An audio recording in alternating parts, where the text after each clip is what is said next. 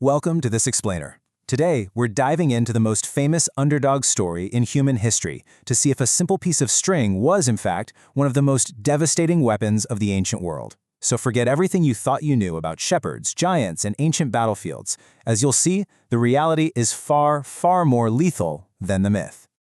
Right off the bat, we have to ask, was David actually the underdog? I mean, for centuries, you and I have pictured this practically defenseless, harmless shepherd boy stepping up to face a towering, heavily armored giant. It's the ultimate mismatch, right? But to truly understand what happened on that battlefield, we really need to strip away those Sunday school illustrations and uncover the terrifying reality of the ancient sling. Okay, let's dive into this and look at the actual mechanics. There's absolutely no complicated machinery here. No springs, no gears, none of that. We're talking about a cord, a small pouch, and a projectile.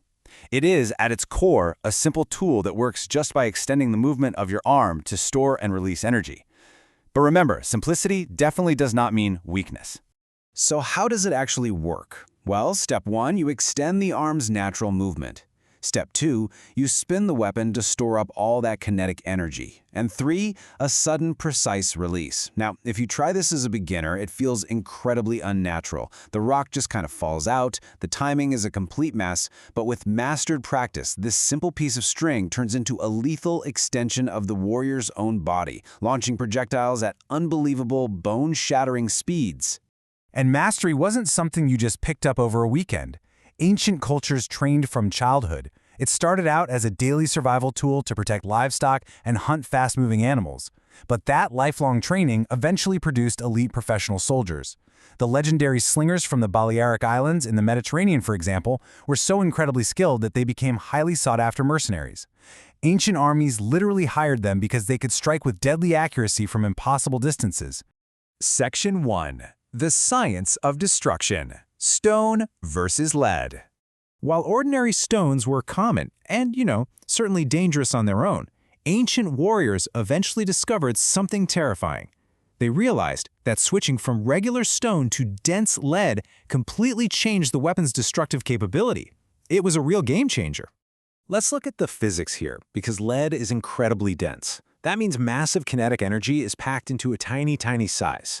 They shaped these things like little missiles, which gave them far less air resistance, allowing them to fly faster, further, and strike way harder. And perhaps most terrifying of all, they were nearly invisible in the air. By the time an enemy soldier actually saw a lead bullet coming, it was already too late to block it.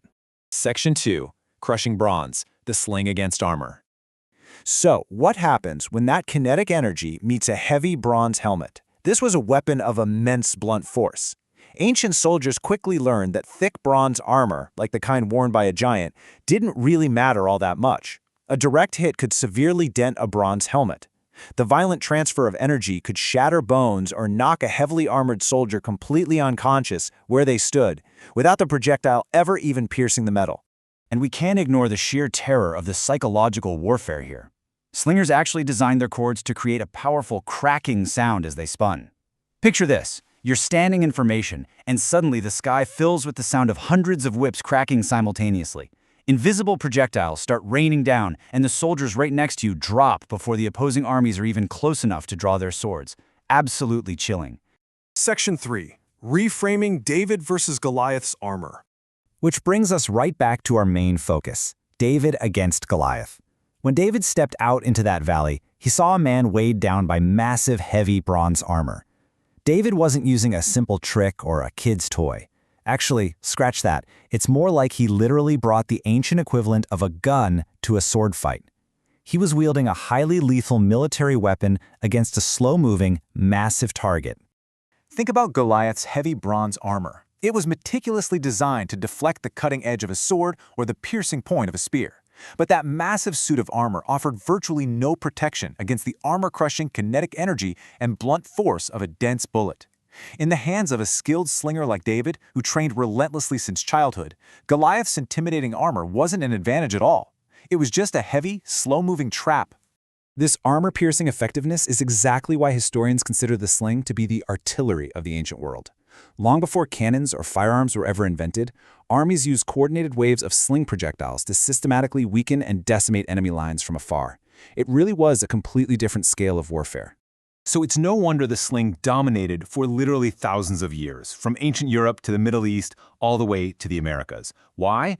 Because it was incredibly cheap to produce, and your ammunition was literally lying on the ground everywhere you looked. And while true mastery took a lifetime, anyone could learn the basics. It fundamentally changed the reach, the range, and the tactics of ancient armies across the globe. Which leaves us with a fascinating, provocative thought to take away today. If the simplest piece of string can defeat the strongest armor, what other ancient underdog stories are actually examples of superior forgotten technology? I mean, if we completely misunderstood the physics and devastating power of David's weapon, what other historical myths are hiding the true reality of ancient warfare? Definitely something to think about the next time you hear a classic underdog story. Thanks so much for joining me for this explainer, and keep questioning what you think you know.